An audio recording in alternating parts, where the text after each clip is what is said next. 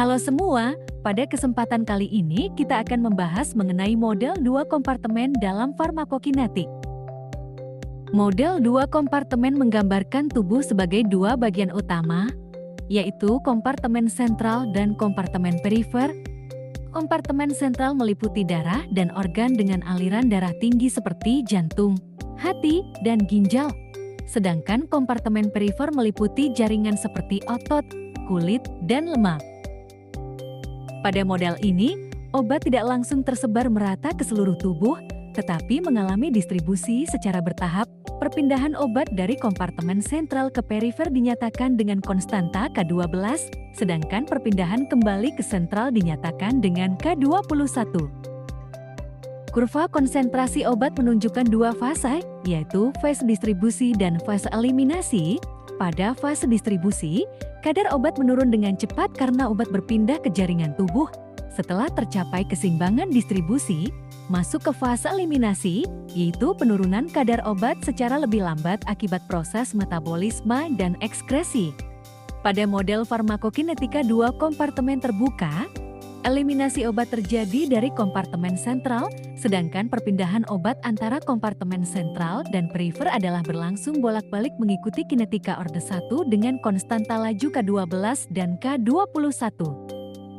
Model dua kompartemen terbuka menggambarkan perubahan konsentrasi obat dalam plasma, hubungan antara konstanta mikro dan konstanta makro.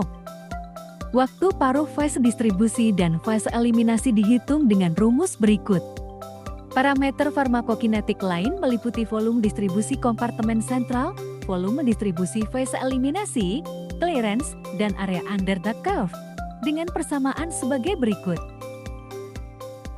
Selanjutnya, pada pemberian ekstravaskular, obat terlebih dahulu mengalami proses absorpsi sebelum masuk ke kompartemen sentral dengan konstanta laju absorpsi.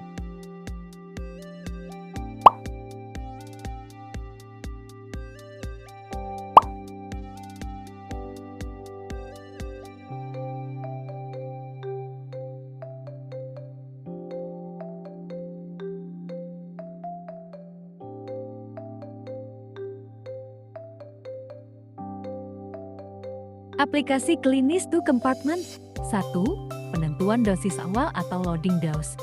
2. Penyesuaian dosis pemeliharaan. 3. Interpretasi kadar obat dalam plasma. 4. Pemantauan terapi obat atau TDAM. 5. Penyesuaian dosis pada gangguan organ. 6. Evaluasi efek distribusi obat ke jaringan. 7. Prediksi interaksi obat.